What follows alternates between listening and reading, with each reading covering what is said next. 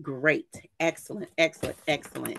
So, welcome to today's episode of Black Resistance, the new holiday, a new holiday for Black folks. And we are talking about August 5th, 2023. So, 1 year ago, tomorrow, we experienced a whole lot of stuff. But first, I want to go ahead and introduce our special guest today. And I was very intentional about selecting the individuals on this Zoom because I felt they all have amazing perspectives. It's an intergenerational and a multidisciplinary conversation. So I'm going to go ahead and start with Brother Bill giving deference to our elders. And so, Brother Bill, if you can just do a brief introduction of yourself and a little bit of your background. Okay, I'm William H. Brother Bill Davis. Been a member of NABSW, National Association of Black Social Workers, for, I don't know, 30 years, 40 years, something like that. I'm a licensed clinical professional counselor and do training, therapist, all kind of stuff. A history buff, geography buff, science buff, and all of that. Love my African proverbs. Yes. And just got back from Ghana and Senegal. And my bags are still in Senegal. So, wow. Wow. Yeah. What am I missing? Work with Jatan, of course, for many, many years. And what am I missing, Jatan, that I should mention? No, you covered it all. Covered it all. Okay. Yes. Well, And thank you. so I want to go ahead. Dr. Obari just joined us. So, Dr. Obari, if you can go ahead and introduce yourself, anything that you want to say about yourself. This is streaming live to Facebook. And I already talked about how I have a very special group of individuals that was handpicked for this conversation because I felt like we were going to really get into some stuff and really be enlightening and also being able to reflect on the greatness of us. Thanks again for the invitation. Good to see all y'all beautiful Black people on this Sunday afternoon. Obari Cartman, Chicago native, father.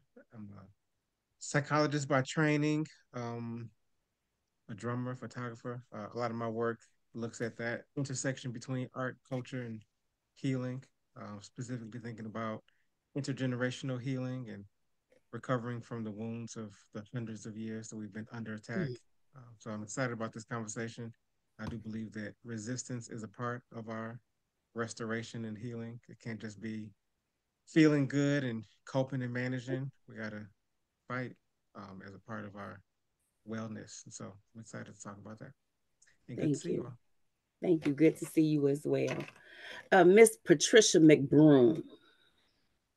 Hello there. Hello, everybody. I think I've met Dr. Obari before on a panel that he had. But nice to see everyone. Beautiful Black faces. What am I supposed to be doing? Talking about it? Okay.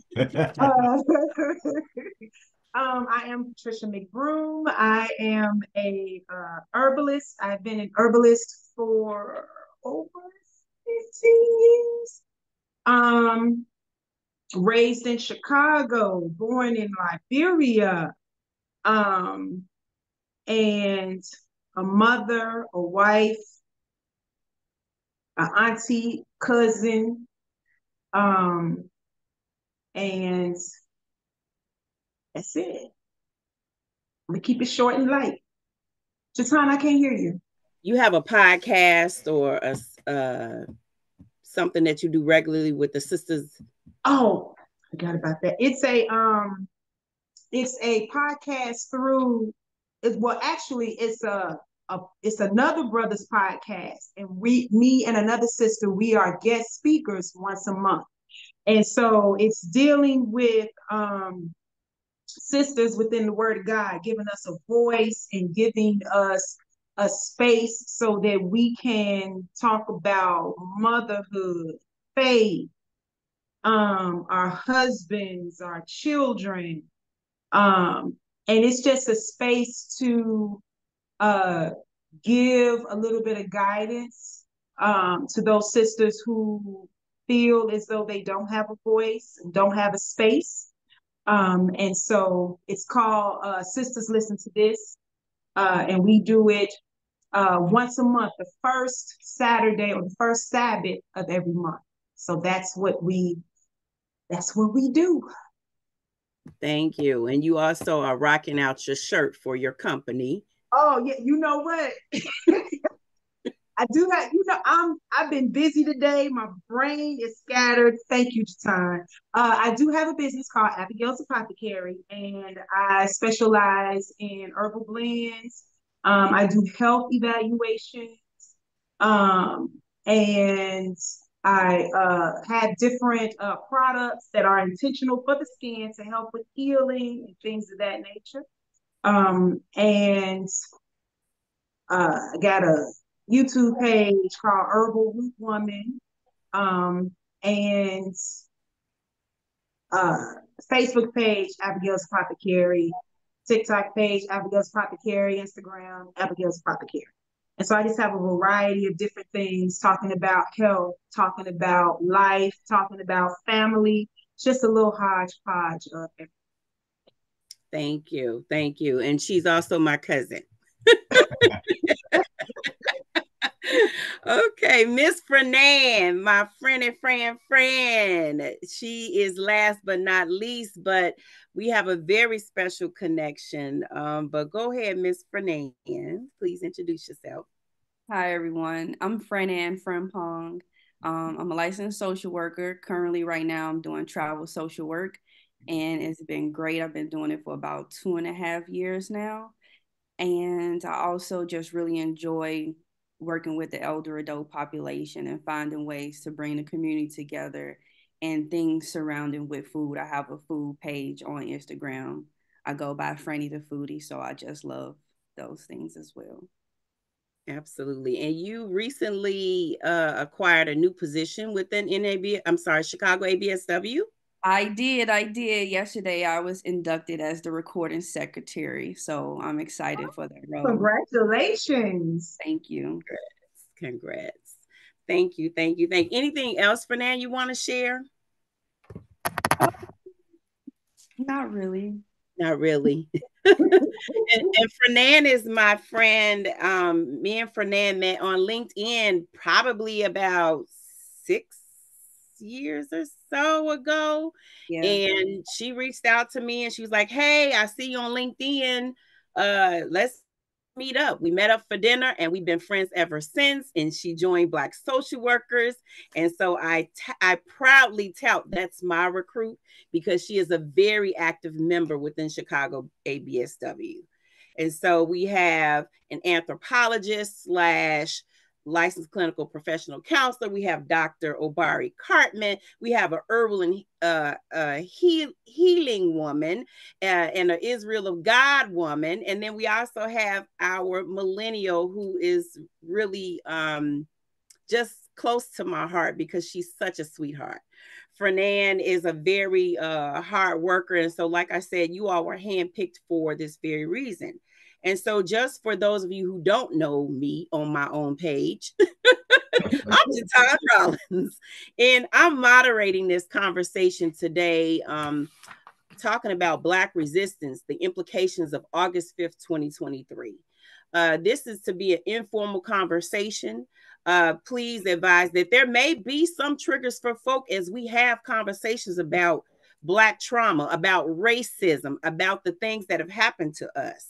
And so I also want to make note that the opinions and expressions of folks are our own expressions of folks, and we are not going to be apologetic about our experiences as Black individuals. That's one example of Black resistance, being unapologetic and unashamed about our view and perspective about life. And so just to give a quick just description of myself, I've been in this space providing social services for over 32 years. And I've been licensed clinical social worker for 20 years this year. And so it has done my heart good to be in trench with our people. And I've worked with seniors, those with dementia, families of those with dementia. I've worked with people who have been mandated to the mental hospital due to mental illness. I've worked with those who have been formerly incarcerated. I work with children and families in child welfare. I work with individuals who had to deal with their public benefits, with public aid. And so I have a well-rounded perspective, even those who are intellectually disabled. And I try to fold everything that I do using my presence and my being to elevate us in every way possible. And I feel that the cadre of individuals on this particular call also do that in their respective lives in very different ways. And so for some of you, like, wait a minute, what holiday? What are you talking about? Right?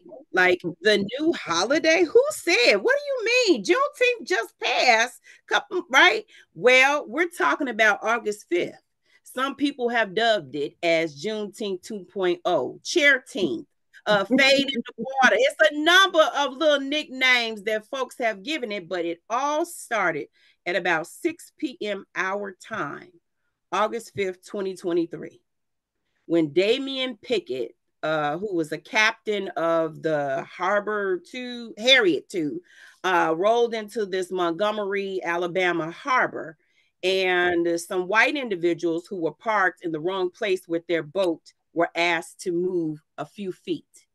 Well, privilege and wickedness and entitlement and just blatant disregard for someone doing their job actually led not to a brawl, because I think several people attacking one black man gives the presumption of like it was wilding out, it was black folk, white folk. No, that's not how it started. How it started was a mob of white men attacked a black man. And then our phones blew up all around America. Social media was popping. So that's just to give people an overview of what this conversation is about. Juneteenth 2.0, or this new holiday, is all resonating from an example of Black resistance. So I just had 3 simple questions to carry us through this conversation, and allowing for each of the panelists to begin to start sharing and reflecting on what this experience meant to them, what was going on that day, how they heard about it, like just to start us off. So anybody want to jump in and talk about how they heard about the melee that happened on August 5th, and what were your initial knee-jerk reactions? I can go. I initially heard about it through the internet, like Instagram, TikTok. It was just blowing up all over the FYP page and everything like that. I'm like, what is this? What's going on? Type of thing. And it just kept going around. So I just started doing some research about it and seeing what initially caused it. And then you just start to see more videos of the incident from different angles. So you got to see so much happen. So, yeah. Jatan, you muted again. I'm sorry, playing with the phone, with the computer. Anybody else want to jump in and talk about how they heard about it and what their knee-jerk response or reactions were? It was hilarious to me. Because the initial story and the initial video, well, I take that back. At first I was shocked to a certain extent. And then after that shock, you know how we do with the memes and the videos. I mean, it was hilarious. But during that moment of watching it actually happen, when I first saw that first initial video, I was like, what in the world is going on here? Why are they, because it wasn't so much information at first. You just see this, you just see these white folks attacking this brother. And I'm like, what is going on? And then I saw that young brother swimming across to get to where he needed to be to assist I was like, oh my, I'm like, is this real? Is this really happening? But it just, for me, it was a thing of, we tired. We tired. There was no need for that to escalate. There was no need for it to get to that point, but it was something that they chose to do. And I think when Black folks started coming to his aid, I was like, this how we do it. This is how we do it. And I ain't gonna lie, I felt a sense of, like, I want to say pride, but I was like, this is how we do it, because we tired. We ain't messing with nobody. The man was doing his job. All he said, can you move your boat? Can you move your boat? And that was it. But like I said, the memes and the and the videos and everything, it was crazy. It was crazy. But that was their way of resistance. And we tired. I think we need to make a shirt to say we tired. And we tired, and just keep it moving, because that's what we are. We tired. So yeah, that was my initial experience with it. And I almost forgot about the anniversary till you said something about it, Jatan. I was like, oh yeah, that's right. That's right. But yeah. TikTok is revving up right now. They've been posting they've been getting ready for it, baby. So I felt it was relevant in prime time for it, to have this discussion. Obari.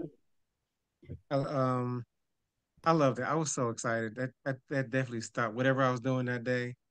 I was one of those. I was looking at all the angles, trying to find the backstories. Like, I was all in. And what I loved about the moment was, I kept looking at all the angles, playing it over and over again, and trying to put myself in their position, trying to imagine what they were thinking. And when you do that, like, what I realized was that they weren't really thinking. It wasn't enough time to be calculated and to make a strategy. It was playing. It was just, the boy was on a boat. He saw some people was in trouble, and he jumped off a boat, started swimming. It wasn't a process of deliberating. Um, which made it, I think that's what made it so invigorating for us, because it seemed like they were just responding to a call that came from somewhere else. It was just a knee-jerk reaction. Like, and I love what Sis Patricia was saying about we tired. And when you kept saying it, what I kept hearing the loudest is not the tired part, but the we part. And I think that was a galvanizing moment for us, because we so often hear they. Certainly, kids carjacking, them kids over there, I don't know what's wrong with them. And we see a lot of fighting videos, and then they become they, because it's just chaos. And before a moment when it was purposeful, when it was meaningful, it was because you saw the immediate recognition of the we. And I think that's the medicine, like, that's the power. It has always been our power. It's us acknowledging that we belong to each other. And then when you have that obligation, then you gotta act like that's we the ones. And it was clear lines. And so once you have a conceptualization of a we, and you see a melee, you know what side you're on. And I think it was just an instructive moment for us as a people to really have a declaration of what time it is. So I think that's what that moment was so profound for all of us. Yeah, that is so powerful. And you just gave me chills when you said the tired, yes, I hear her in that, but the collective we, the unity of that moment was so pervasive. And like you said, there was no time to calculate and process. It was a knee jerk. I was like, it's in our DNA. It was our response, like, hey, that's our people. And it was immediate. So yes, sorry. Brother Bill. Yeah, I agree. But I have to comment as well that I feel profoundly naked at this time, because you guys on social media, you jumped on it right away. I probably heard about it the next day. I'm not on TikTok and all that other stuff, just not what I'm into. And I don't feel like I'm missing a whole lot, because eventually I get it. But you guys on that stuff right away, you know, so you can react right away to it. When I did get to see it, of course, one of my reactions was that, well, you know what, it's about time, in the sense that so often when things sort of happen, you know, we sort of delay a response, sometimes calculated, you know, sometimes trying to figure stuff out and all of that. But I was really impressed with how people just jumped in there and started taking care of business, you know, that the situation defined itself almost immediately and people reacted to that. And of course, it's all exemplified by the brother who swam, you know, there to help out and stuff. Um, so for me, it really is, you know, a profound moment. And I think it was something that, like I said, it's about time. The other thing that really jumped out at me was a sense of pride, a sense of, yeah, you know what, you know, we took care of some business at that time that needed to be taken care of, without a whole lot of regard to personal safety and all that kind of stuff, you know. We took care of business. And so there's a certain pride in that, for me. Thank you. Thank you. And so you brought up a good point, Brother Bill, in terms of the technology, albeit a little bit later than folks who were getting it real time, like when it was happening, but you heard about it, right? Mm-hmm. And so I hear the pridefulness in that moment. And I tell you, I couldn't post nothing. I couldn't like nothing. Like Trisha, I was screaming on my phone. I'm going from this person to this person view, and I'm hollering. I'm like, Lord, I'm a. I didn't want to risk anything, but I was just like, I was very careful not to comment. But on the inside, I'm calling people. I'm blowing up people's phone. Like, you see this, dude? Right? It was just like it was unbelievable to me. And in that moment, what I got from that experience, what y'all all get, is that we have to obliterate this notion that Black folk are not unified. Mm-hmm. We are definitely unified, and that there are moments when we are called to action more quickly than others. And so that's what I got from that whole experience. Let's end this conversation about Black folk not sticking together because you put everybody in a bag, and that's not the case. We all right now unified together talking about this discussion. And there are other circles. And just like I said, TikTok, which is more the traditionally now the more younger group of individuals, they're utilizing this and they're making it, they're giving voice. They're amplifying the voices of Black folk by calling this our new holiday. And just like Juneteenth, we didn't have to be given the stamp of America to say that this is an official holiday, because Black folk been celebrating this holiday since 1866, right? And it just recently came to white Mary, sorry. Freudian slip, what I say, white man's attention. But it recently came to the White House's attention, led by a number of people, for this to be acknowledged as a holiday. But whether they acknowledge it or not, it's still going to be a day of celebration, just like August the 5th. And so I want to now turn the conversation to, and Brother Bill, I want you to kind of speak to this, because Brother Bill has this world traveled experience. He has been the leader of our reflections before I became president, 2012, Chicago ABSW. So Bill has had this stint of at least 12 or more years providing reflections around various things that happen to us as a people, giving these very insightful kind of things. And so, Brother Bill, I want to address this question to you. Black resistance didn't even start in America. There are many examples of Black resistance that is international, right?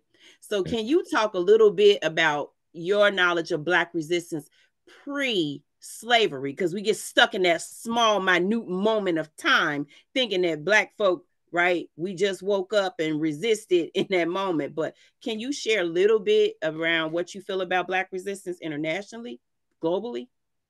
Yeah, I'll start off by saying that it's particularly difficult in some ways because the notion of Black, versus white and all that stuff has in many ways been of recent making.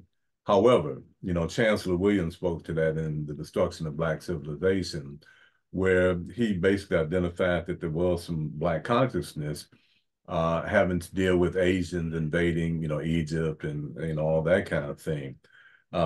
So in looking at some of these kind of incidents from a historical perspective, um, I don't want to say that the racial stuff was foisted upon us, but in some ways it kind of was because, white folks sort of made it a us against them thing. And that helped us to unify, around that same theme, although we had been battling one another off and on throughout the years as well. But, this white thing made it a real unifying kind of effort. And so when we look historically at some of this stuff, what we find is that because of the unification that white folks had in terms of dealing with us, we unified ourselves, to fight back. And that continues to this very day. When we look at the incident on the dock, we didn't have to think twice about it being racial because it was right there in front of us, and we have learned to unify around that theme over the years. We weren't always like that, again, having just come back, from Senegal and Ghana. We do know a lot of the stuff, a lot of the history that it was not always there in terms of unification, but given the stress of world events, we did unify. And I'm glad that we have done that. It has made a very, very big difference. So from an anthropological perspective, which is my first love, anthropology, I do think that we as a people have coalesced and have come together, not necessarily originally by choice, but by necessity, but that we have forged ourselves into a worldwide people who have resisted white folks and what they've been doing to us. And again, that scene on the dock was just a microcosm of what we've done and what we've needed to do. So from that anthropological perspective, yeah, we're in this together. And that is as it should be. That's right. We are in this together. Anybody else want to get in on this discussion around Black unity and what that looks like in Black resistance as well? I want to say something real quick about um, what I appreciate about Black people, even around the world, around the ways that our unity expresses itself in not always such a grandiose way, like that moment on the dock. Mm-hmm. And I experience it really just every day, just the simple head nods, Yes. just the acknowledgement of like our common humanity. I remember I was in grad school. We was in Arizona or somewhere random, and I'm not around white people that much no more. So that was the only time I was like around white people for real. So we were a bunch of white students, and we was somewhere out. Somebody didn't know nobody, and I saw a brother across the street, and we acknowledged each other. Like we might even like raise our hands and everything. And these white people like, dang, people everywhere. And it's that moment that's like I do, like I don't, but I do. That's right. Um, and I feel that wherever I go. And it's kind of like a secret code, particularly with black men. I don't know if women do it in the same way, but like black men almost have an obligation to just give each other a little nod. And when black men don't respond, when they don't give it back, I consider them like traitors, low key. Like it's the secret. The conversation is if it go down, you got me right, bro. And then when they try to turn into a competition, or if they not connected enough to themselves and to the we of us to not give it back to me, then I'm like, all right, I can't now. I know I can't trust you. Like it's a very complicated, sophisticated moment that just happens wherever I'm at. It's not even no particular neighborhood. You could be in the hood, it could be young, it could be so-called like the gangsters, like whoever it is. There's a code that black men we look at each other in the eye and we acknowledge each other's presence as we walking past. And that is a part of the resistance too.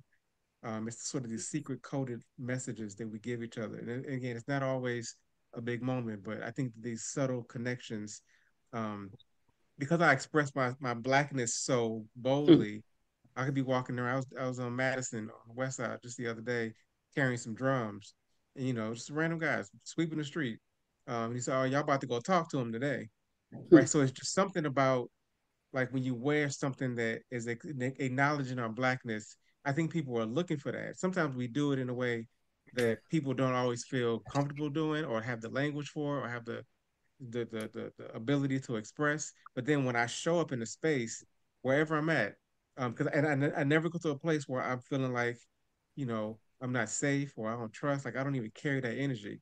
So I can go in any neighborhood, like places people are afraid of. I never carry that fear. I talk to kids a lot. We work with young people that are incarcerated.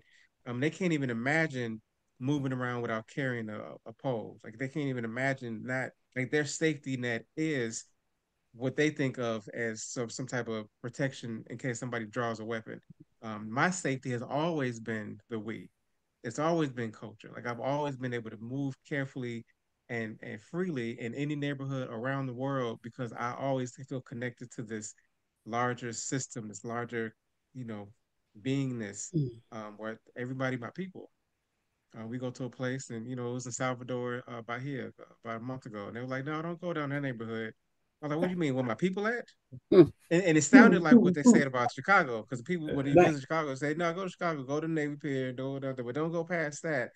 Like, what do you mean? Go past? That's where I live at. Like, that's where my people at. And so, and that sense of belongingness is a part of the resistance that again I experience every day.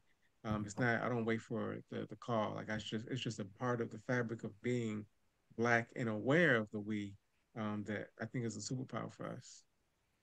Thank you. That Amen. is, woo, I'm gonna let the sisters respond to that question on do black women have their secret code like the nod? What is it that we embody?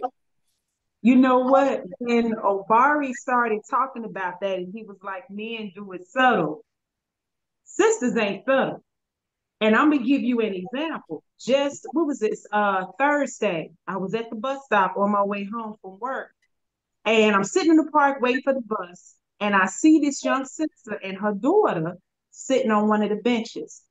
I mean, the her daughter had to be about maybe 6 years old, and she had this beautiful little afro with her little flower in it, and her mother had on her hair was short, but it was natural, and she rocking her Afrocentric earrings, and I literally got up off the bench, left my belongings and walked over to where they were. And I was like, y'all look so beautiful today. How y'all doing? And I'm talking, I was like, and to the little girl, I was like, oh, your hair is so beautiful. And she just smiling and her mom's smiling and I'm talking. So with the sisters, we loud.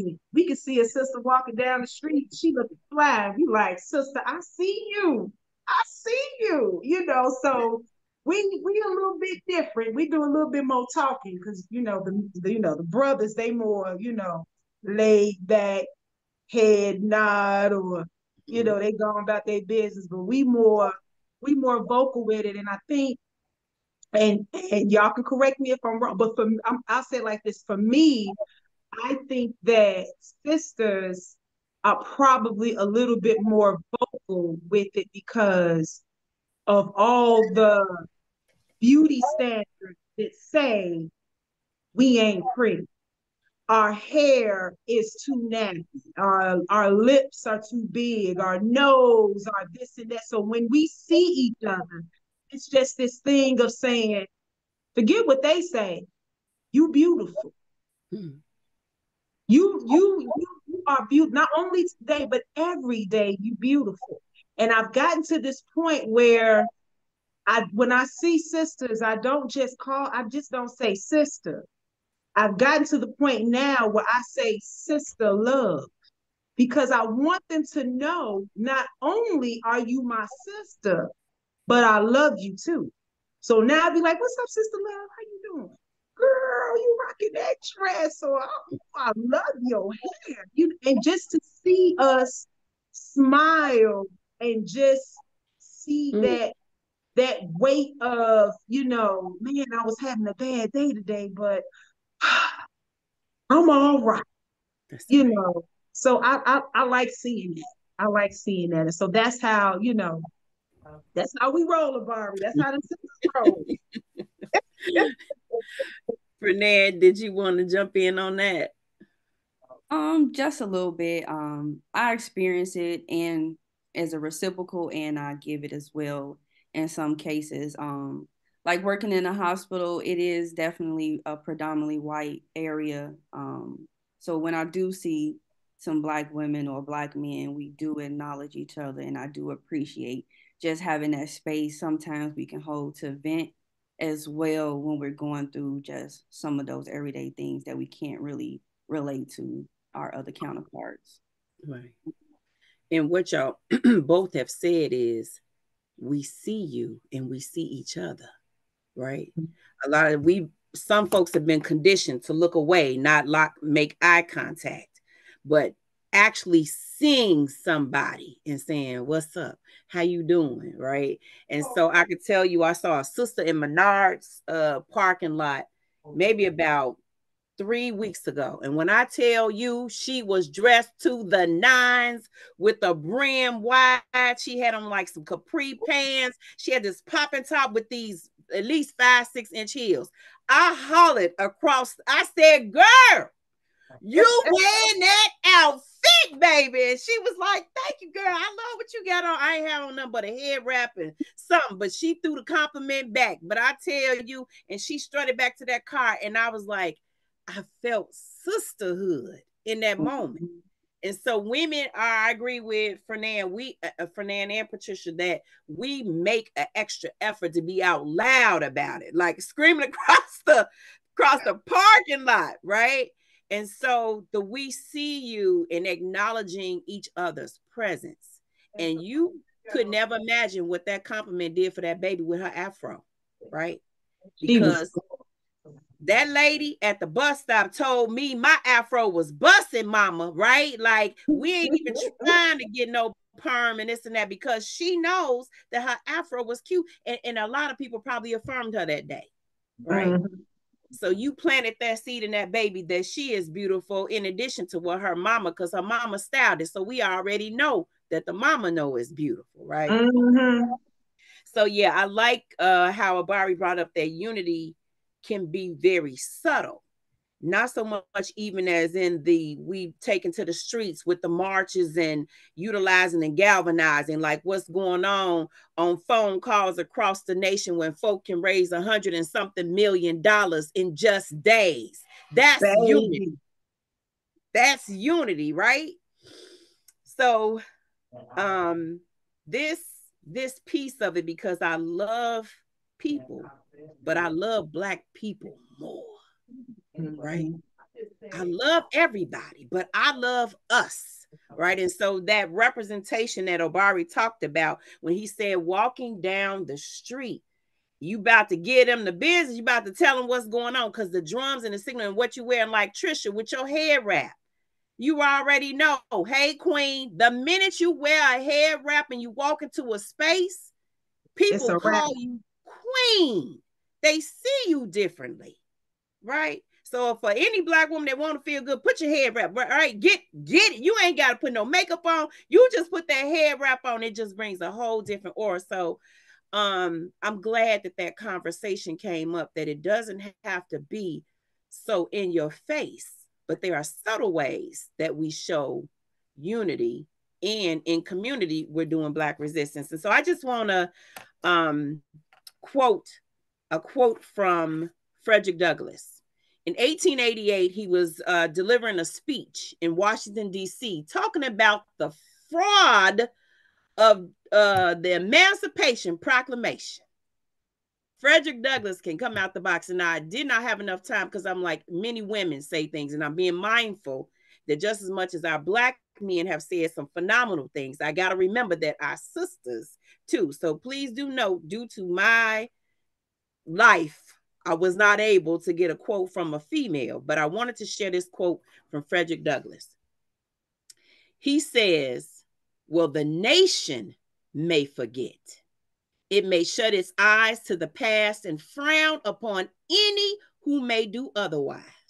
But the colored people of this country are bound to keep a fresh memory of the past till justice shall be done to them in the present.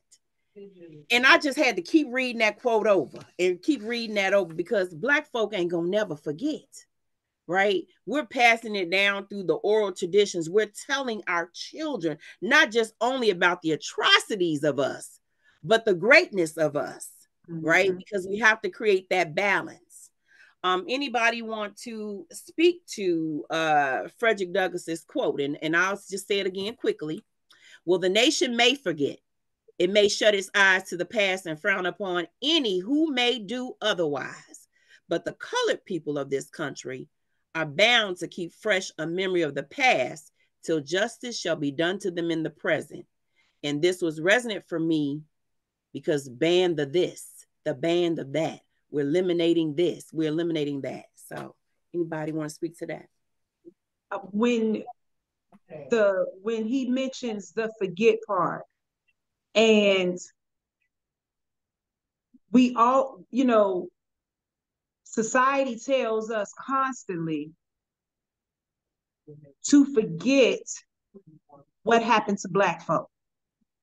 If we bring it up, it's, that happened so long ago and I'm like, no, it didn't. You still have folks that are alive today that went through Jim Crow or before Jim Crow. So if a lot of us are still alive that went through it, then it's still a lot of them alive that did those deeds to Black folks. So it's like, how do you tell us to forget, but it's okay for other nations to remember? And that's what I have a problem with. Don't tell me to forget, but at the same time, you're constantly reminding me of others. We're not gonna do that. We're not gonna do that. So that's what really resonated with me with that, with that quote was the forget. Why do we have to forget? Why do we have to forget? It's a part of what happened. That's a t-shirt. But here's the thing with y'all say y'all want to forget or why we keep bringing it up, but you made sure to document everything. Their ship manifestos. I was watching a documentary, sort of like a documentary, but it was a sister in, I think it was in Georgia, and she was looking through the archives and came across wills that slave masters had saying, I give this young Black Negro to my son or to my daughter, when I die. So all this stuff is documented. And to a certain extent, I'm glad that it's documented because, we do have some of us who want to forget or act like it never happened. And so, with it being documented, that's a reminder for them whether they want to accept it or not. You know what I'm saying? So that was one of the things that stuck out to me with the forget, because I'm like, I ain't forget nothing. Thank you. I ain't forget nothing.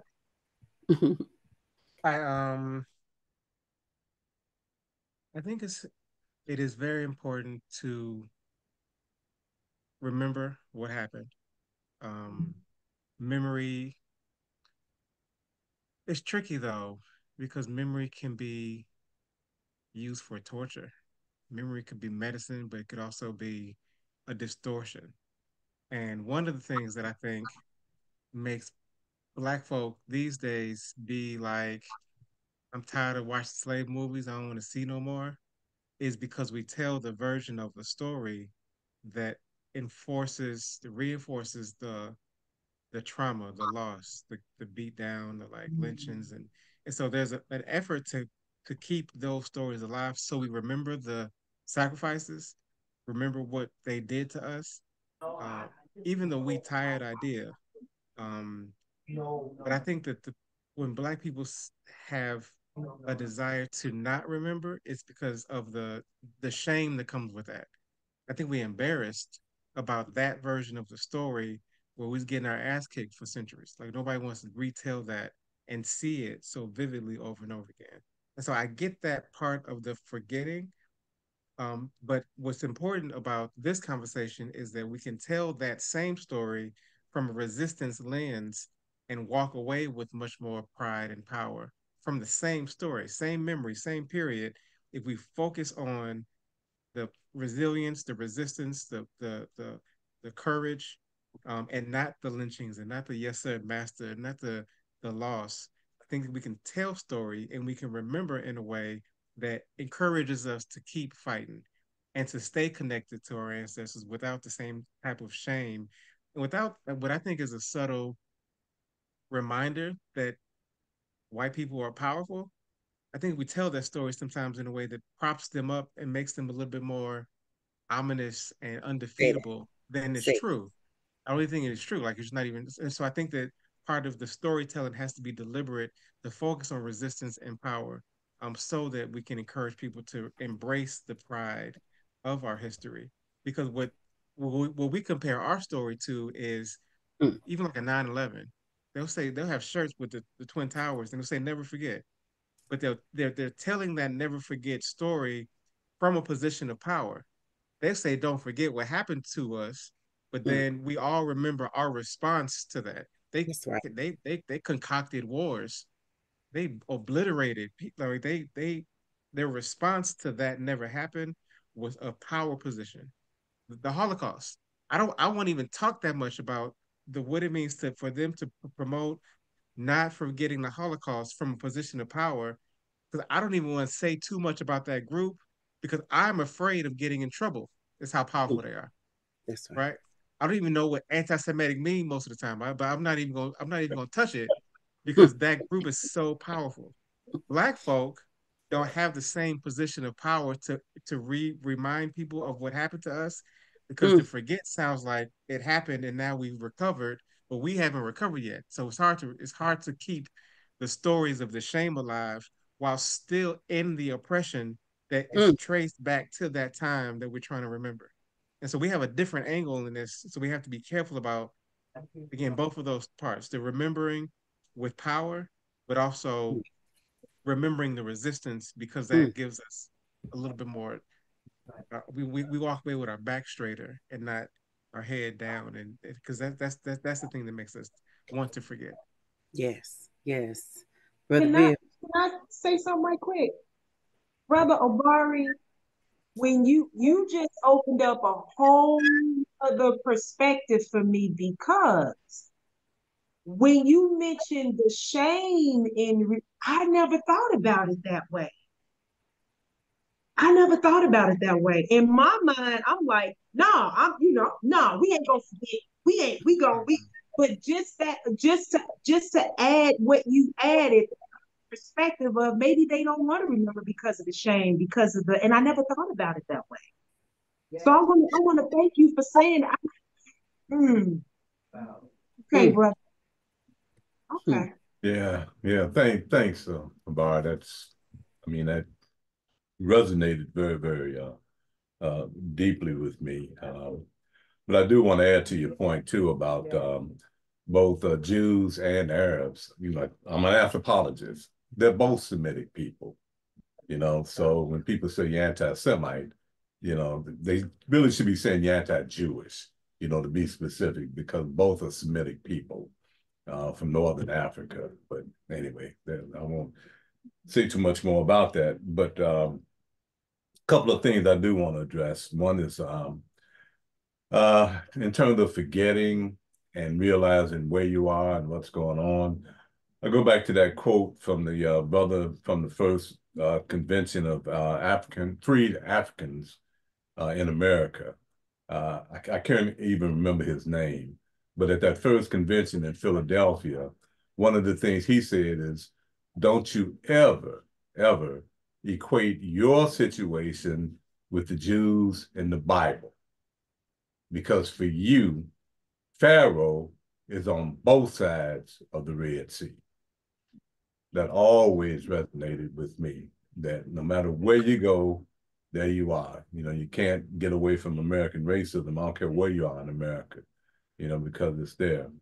The other thing that comes to mind in terms of forgetting, and I'm sorry, y'all, I get emotional, in terms of forgetting, when I looked at the Door of No Return again, I didn't go to most of the dungeons over in Africa because I had that experience before, didn't want to go through it again. But yeah, I did look through that Door of No Return once again. And I thought about, our ancestors and the resistance that they put up. And they put up resistance both in terms of dying and resistance in terms of surviving. And we're here because of those who resisted by surviving. And I said to some of the people in the group, and we don't even know their name. And we don't even know their names for the most part. And I need to check out for a minute, y'all. So, continue without me for a minute. Okay. And I want to also to piggyback off of what Bill was saying. We did an Underground Railroad tour last fall, I believe. And there was, we had some children, some youth. Maybe it was early this year. I don't remember. February, maybe. I don't know. But whenever it was, we had some young children. There were both Hispanic children as well as African-American children on the bus. And one of the, she was a grandchild of one of the people who had came on the trip.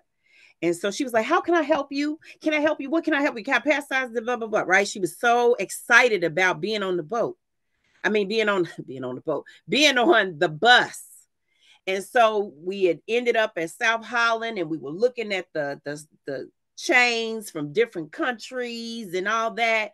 And so when I asked her, when we got on the bus and she all chipper and perky and she just wanted, can I be your helper? Can I be? She's sitting next to me and she's so excited. And she says, you know what? Because I asked her what was the best part about the trip. She said, when he said that people jumped over the boat into the water with the sharks so that they would not be enslaved, that 10-year-old honed in and resonated that freedom don't always mean being right in the traditional way. And she grasped that other folk would choose death before ever being enslaved. And I was like, that was such a powerful moment for me.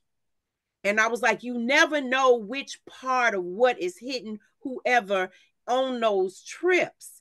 But for that young girl, and it was just like, we got to talk about it. We got to expose our children to both the good, the bad, and the ugly, just so they know, because we don't know what they know at this point. We don't know what they know. And I'll just interject here and also say, my partner grew up in Argyle Gardens and he went to Aldridge or Carver. When I say he's more learned in the Black history piece of it, he's talking to me about Mansa Musa, the richest person in the world. I'm like, babe, what? Right? He got me all excited. And I'm like, somebody that I could talk about with this cultural. And so I was like, where did you learn that from? I said, because I didn't come to know my Blackness until I went to Trinity and I was under the guidance of Reverend Jeremiah Wright. That's when it just exploded. My high school teacher gave me a little bit of it with some Richard Wright and, with the Native Son. And like she had us in Black literature, right? But my world wasn't, I still didn't understand my Blackness in my high school years. It wasn't until I was an adult and I went to a liberationist theology church, Trinity United Church of Christ, that I was able to really start getting it, right? And so I asked him, I said, he said, we got this in grammar school. He said we were taught this, and then I was angry, almost in tears. This wasn't discussed in my school.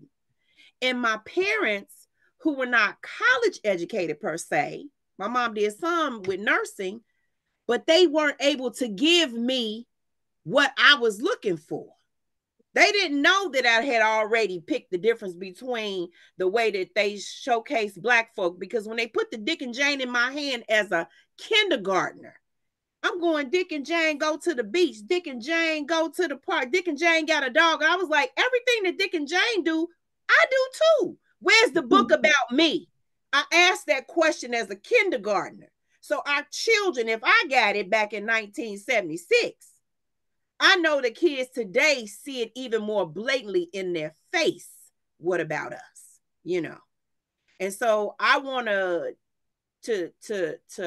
highlight and underscore, with the banning of this and the teaching of that, some of us can't even remember because we never got it, right? And if we got it, it might have been in pieces.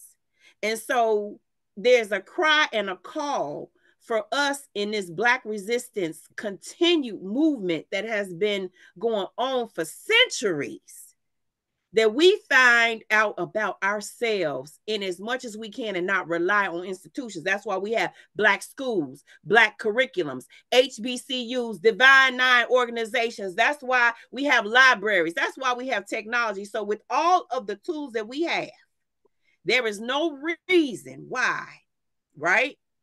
Because unless the people just don't know, we got to bring them to it. We got to bring some folks to it. And that's one of the things that I've been most excited about as a member of Chicago ABSW. And I speak for Dr. Obari. He uses psychologist. That's just the title he says. Dr. Obari is entrenched in the work in the community to get with the people and to create a greater understanding and to begin to, like, he see them. He see everybody. And he has multiple tools with the drums, with the photography. And you look in that and you see Black beauty, Black excellence, right? So he gets at it from a number of ways. And so this, and I know it's 6 o'clock and I said we would do it 90 minutes, but I just want to highlight and underscore as we start to shift the conversation around. Why do we need to remember things like August the 5th, 2023? Why do we need to remember the Haitian Revolution, right? Why do we need to know why 1804, why Haiti will always pay for being the first Black liberator, right? Why do we need to know that? Because people will suppress that. And then when you're looking and you're like, well, why do Haitian people on boats get turned away, but the Cuban ones come? Why do this faction of people get to come in the country, but this don't? We have to start to question and be like, what did Eddie Murphy's sidekick, what was his name? What's his name? Arsenio Hall. Arsenio Hall. Things that make you go, Right? Anybody want to speak to what I just talked about in terms of where we move in that direction of knowing and learning and bringing folks to it and rebuffing what's being given to us versus us taking it?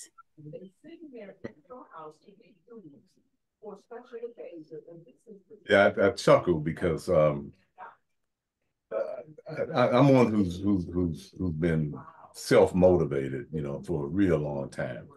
I don't know if I think maybe Jaton's heard the story before in a reflection sometime, but I got interested in Black history first from watching the movie, The Mummy, with Boris Karloff the movie was like 1936 or 34, something like that.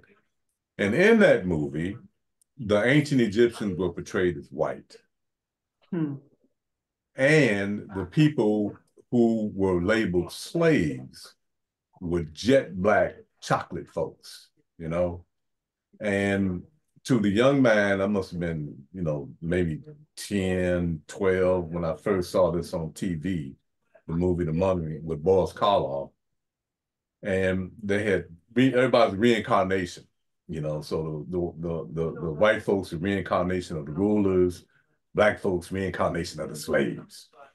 And Boris Karloff came to the door, and this black man immediately fell to his knees in submission because he was a reincarnation of a slave from back.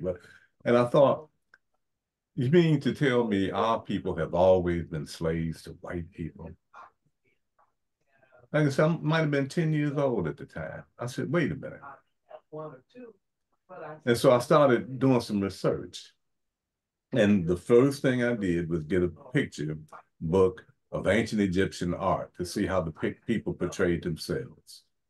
And I saw, these are black folks.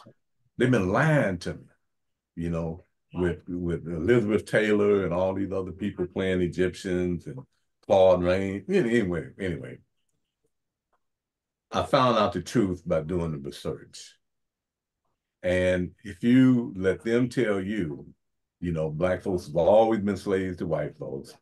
The ancient Egyptians were all white, just like they portray on TV and in the movies and stuff like that.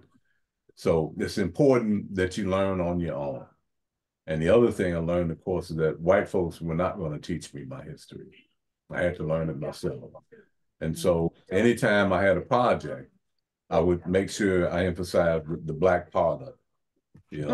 Frantz Fanon, the psychiatrist and all of that, when I was studying psychology, when I was studying anthropology, I studied the Mau Mau, just made sure that I got my own education because they're going to lie to you.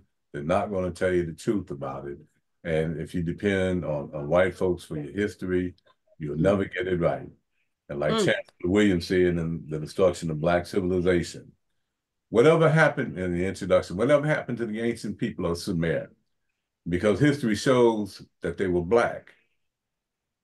And the old man sighed and said,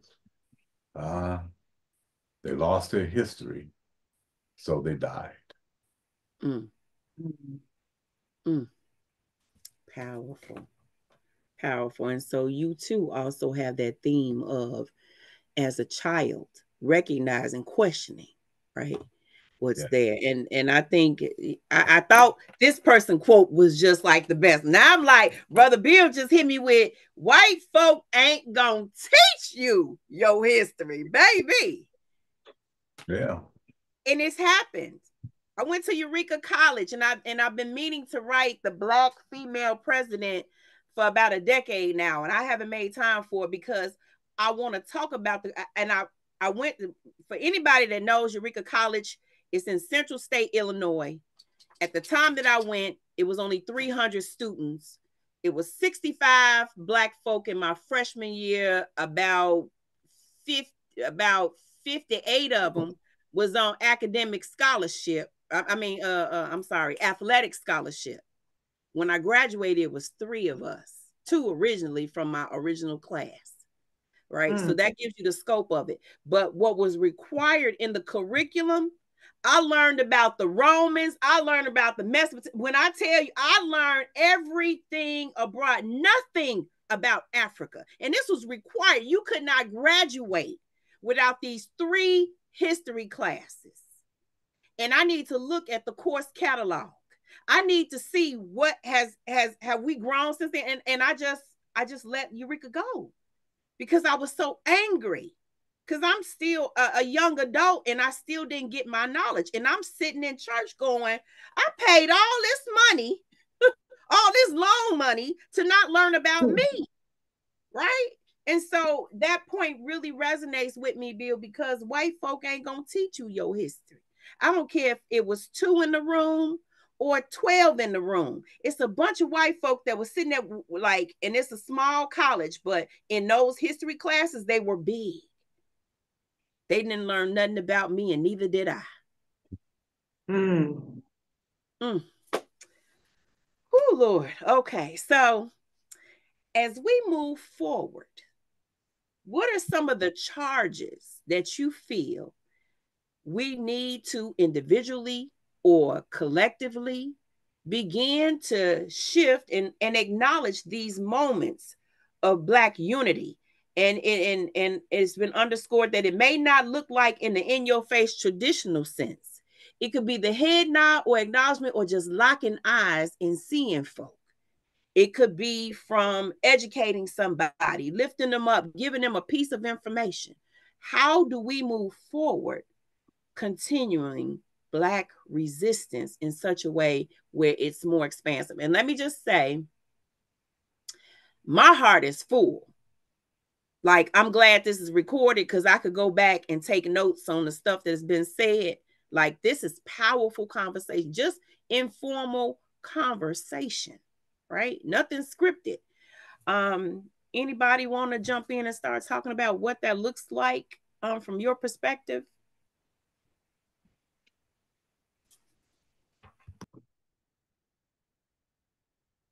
Can you repeat what you're asking?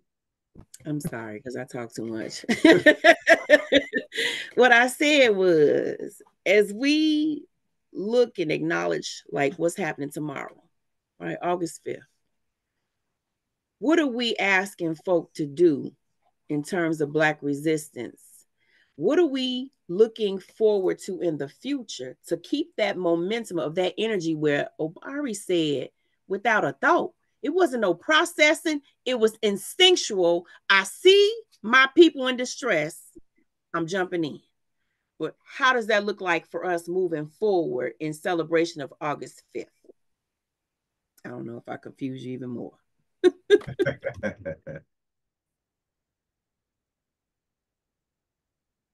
That's a good question, Jatan.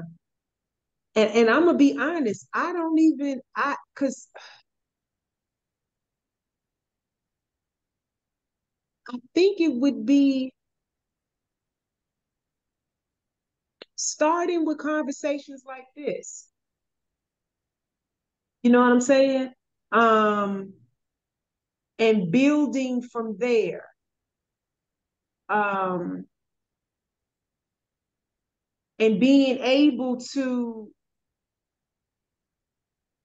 like we talked about earlier about the we, us getting back to that we. I remember talking with somebody and we were talking about how, it was so many, like we always talk about Black Wall Street and Rosewood. And one thing that I didn't know until I was,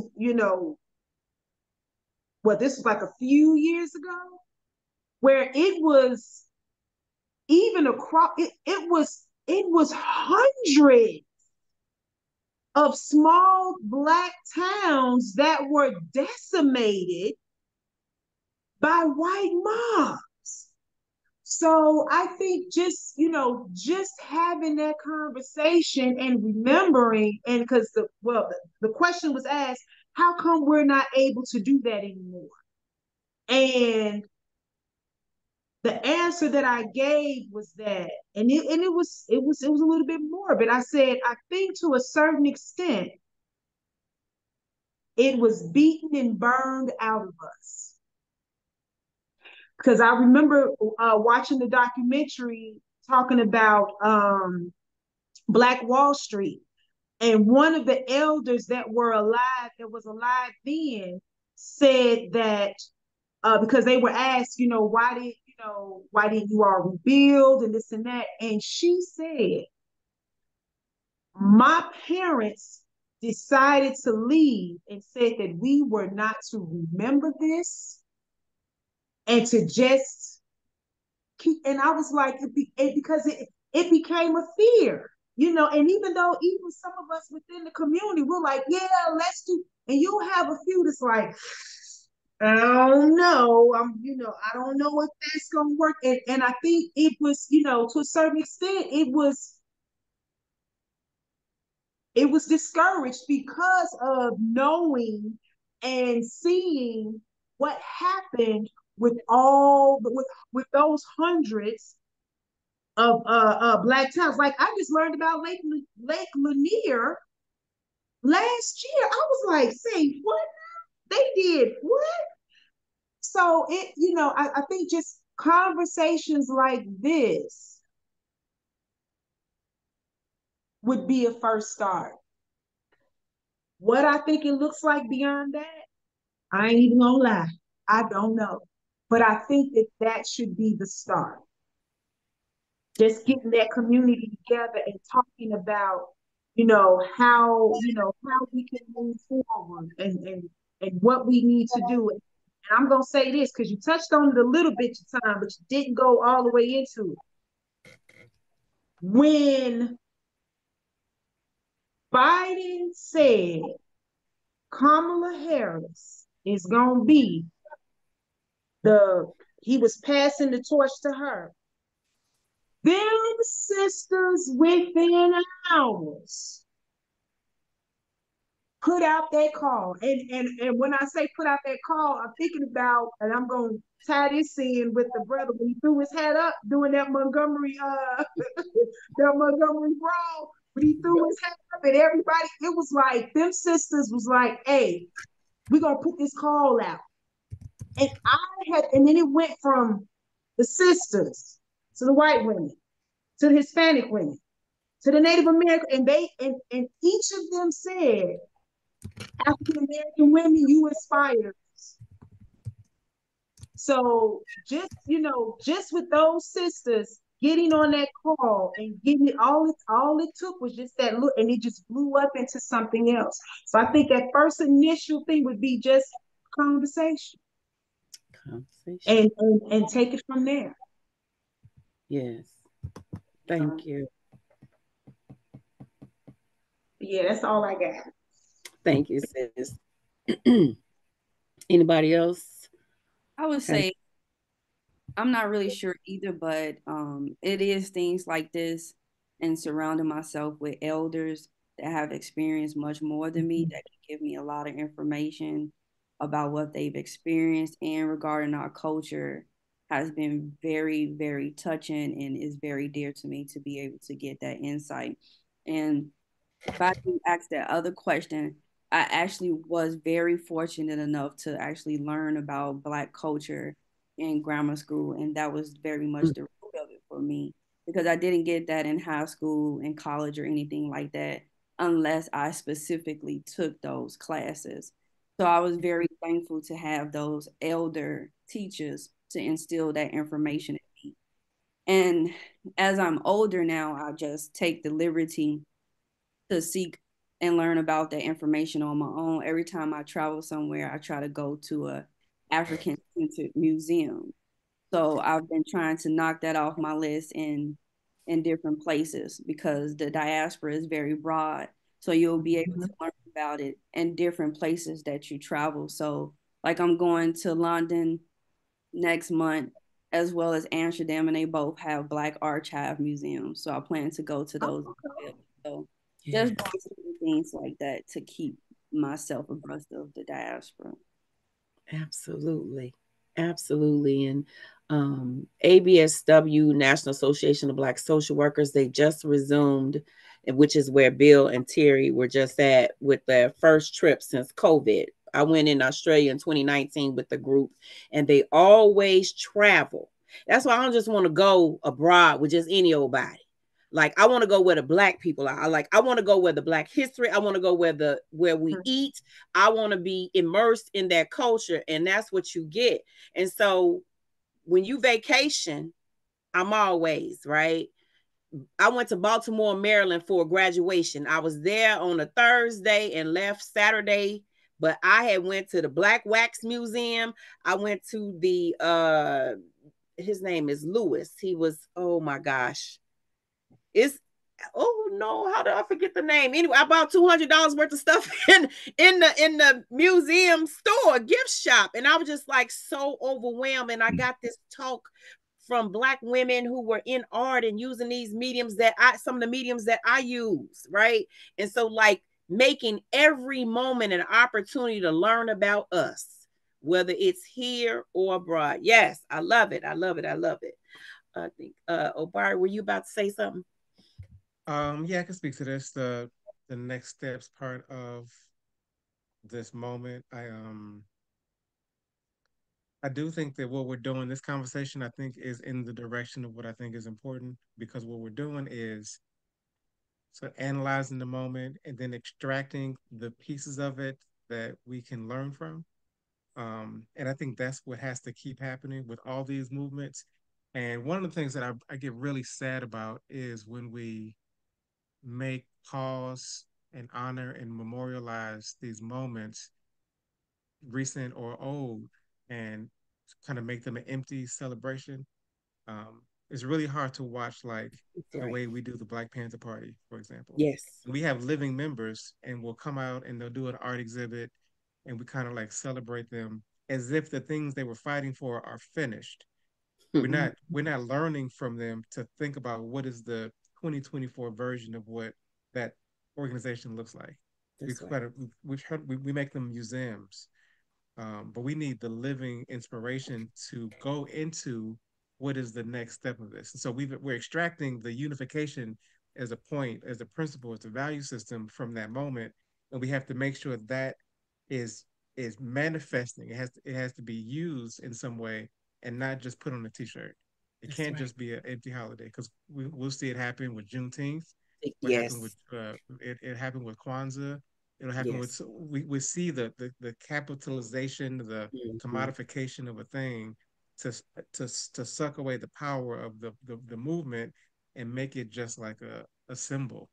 So Right. we have to make sure we don't lose the momentum because if you really think about that being a moment of unity a year ago, I don't know that we are more unified as a people a year later.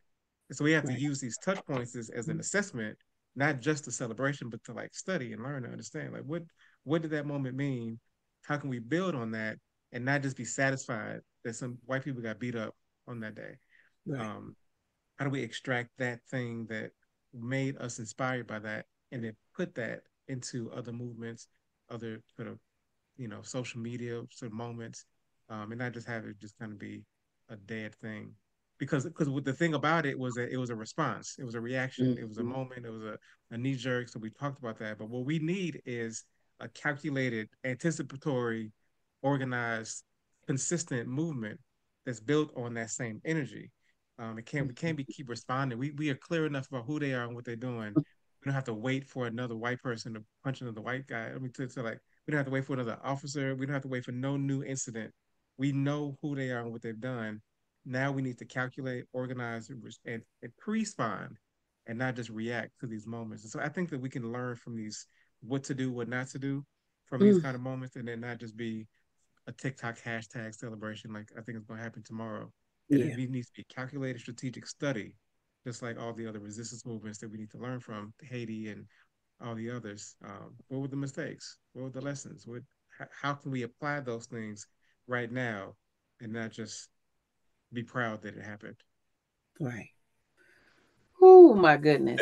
Yeah, yeah. I like that. Yeah, yeah, my Yes. brother. You once again hit the nail on the head. Mm-hmm. All I can do is just resonate from that. And I'll just add this two thoughts to that. One is from that hymn, we fall down, but we get up. Mm-hmm. Never forget that. And what was just said, I think the essence of that is resistance does not have to be reactive. Resistance can be proactive as well. And Mm-hmm. I think thinking in those terms, we can move forward. Mm. Oh my goodness. I am so thankful for each of you on a Sunday night to give your time to have this discussion. And I didn't know if y'all were gonna say, yeah, nah. Girl, it's Sunday. What you talking about? How long this gonna be? But this has been a very substantive conversation. And I wholeheartedly agree that one, we kind of started building up the momentum from the very beginning of the conversation, being able to say, one, that was a form of unity. And then what did unity look like? Because Black resistance looks like a number of things, right? And so whether it's like the movement, like Obari brought up the Black Panther Party.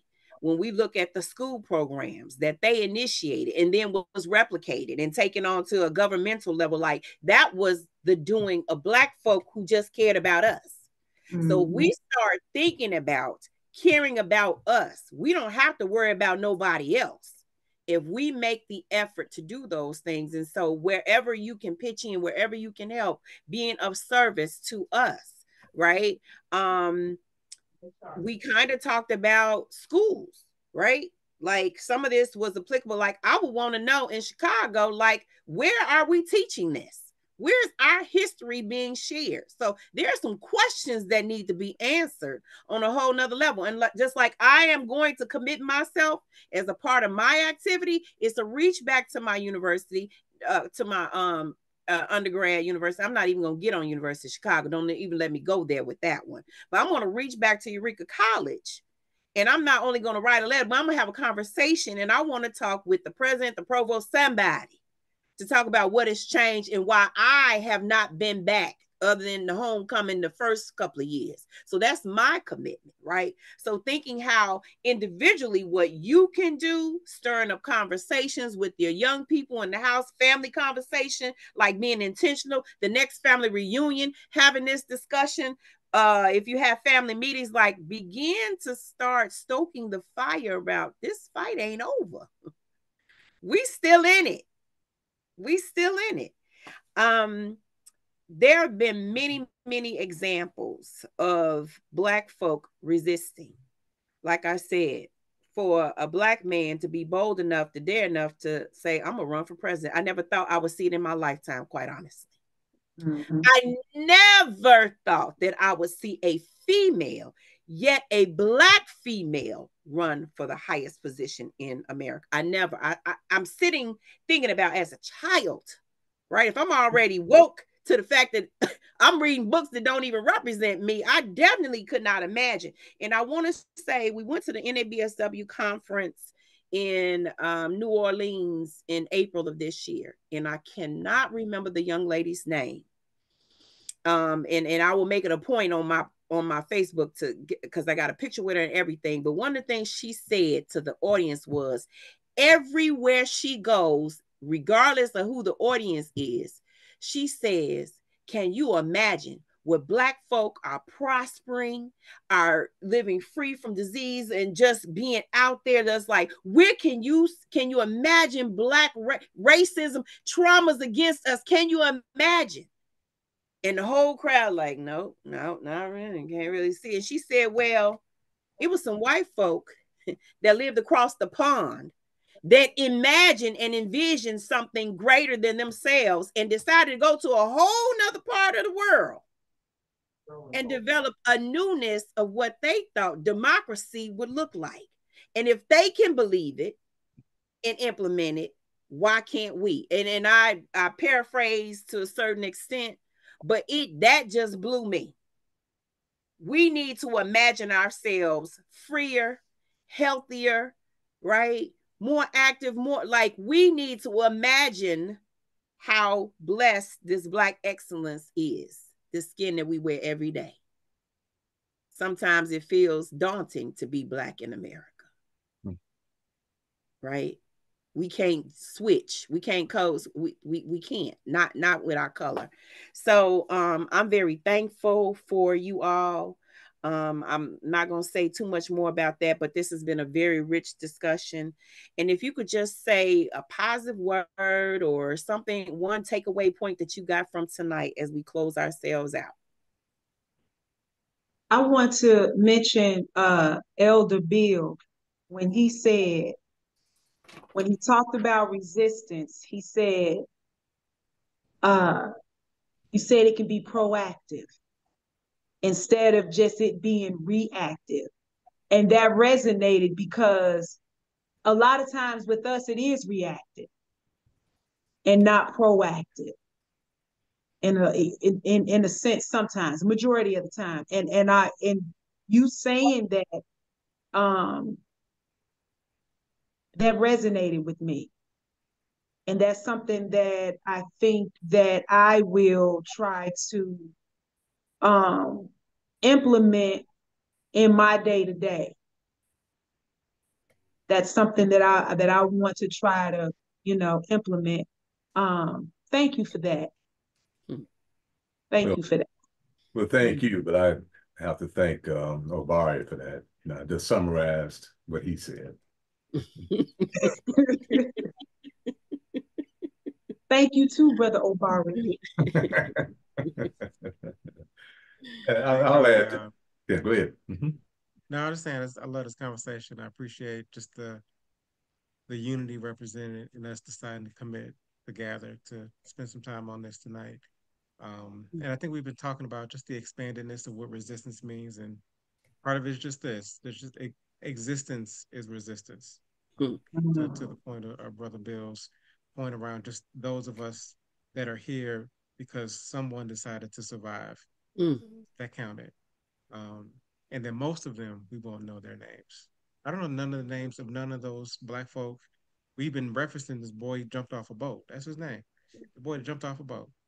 Right. And I think there's a power in the unnamed acknowledgement of so many of us who did whatever our small part is that has ripple effects for generations to come. So I just wanted to encourage us to embrace the resistance in existence and joy and rest. Since Patricia said we tired, we should rest too. I'm fine to be tired. We got a long way to go. And so the resistance has to look like so many different things, and all of it counts. And we might not get credit for it. We might not get, all the followers for it. We might not become rich or famous for it.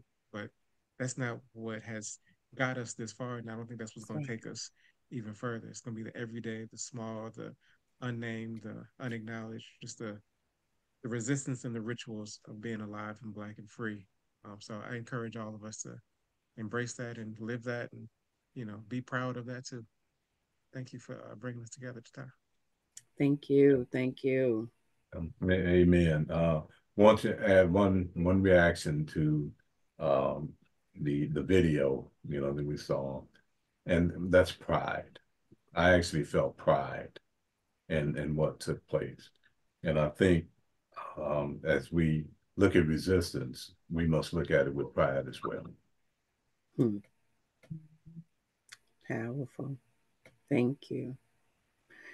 Did everybody answer? I didn't. But I would just say everything that everybody is saying, I totally agree. We all just need to continue to come together and keep at what we're doing. Yes. And I will name Mr. Aaron Rudolph Hamilton Rudolph. That is the young 16-year-old's name who swam across those waters, and I meant to say it earlier. And Damon Pickett is the captain who threw their hat up, and that was the bat signal for it's on and popping, and I need help. If we could all have a signal of I need help, right, when we come to each other's aid, if it was just as simple as that, right? Well, I thank you so much, my esteemed guests, for tonight. Thank you so much for this.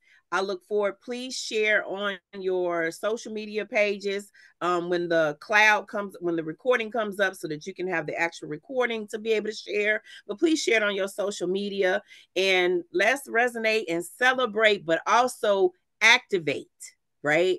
As we talk about continuing Black resistance and what that looks like and being in unity. Thank you, my people. I love y'all. This was a great Sunday night. Thank you. Nice meeting the rest of you. All right. Good night, everybody. This was awesome. Thank you. Thank you. Tiny. Did you say Tiny? Yes. Tiny. Dinner time. All right. God bless. All right. God bless y'all. Y'all have a good evening. Bye-bye. All right. Yeah.